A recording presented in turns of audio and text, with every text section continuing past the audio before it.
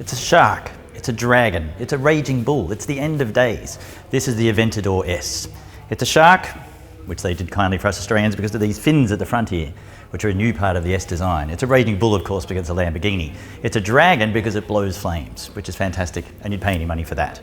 But what it is really is a dinosaur, because this is probably the last naturally aspirated supercar we'll ever see.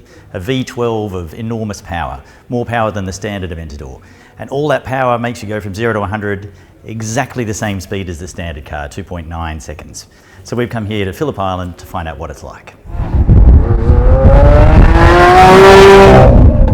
As it turns out, driving this ludicrous Lamborghini on a racetrack, particularly on a damp day, feels a bit like bungee jumping into a paddling pool full of piranhas.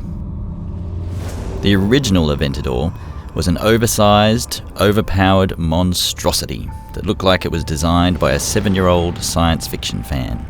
Its vast V12 engine made the kind of noises you'd expect if a tornado collided with a bunch of nuclear warheads.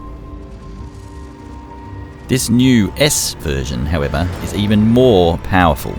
It can hit 100 kilometers an hour in 2.9 seconds, 200 kilometers an hour in 8.8 seconds, or it can collapse your internal organs entirely by hurling you from a standing start to 300 kilometers an hour in 24.2 seconds.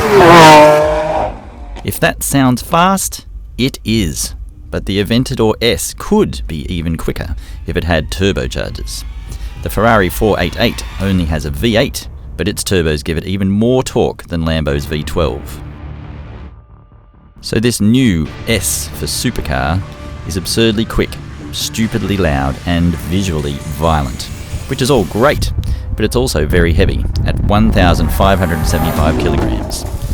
And taking it on a racetrack feels like using a Game of Thrones-sized sword to pick your teeth. It also has a gearbox that feels about as cutting edge as a candle, and it shifts cogs with the kind of lurching whiplash you'd expect if you ran straight at a brick wall with a bungee rope around your waist. What's more important is the way it makes you feel, and whether that feeling is special enough to justify its jaw-flooring price tag. Whoa. So that was the Aventador at Phillip Island. What stays with you is the fear, the joy, the noise, and you kind of forget about the enormous price tag. Would you have one? If you had the money, I certainly would.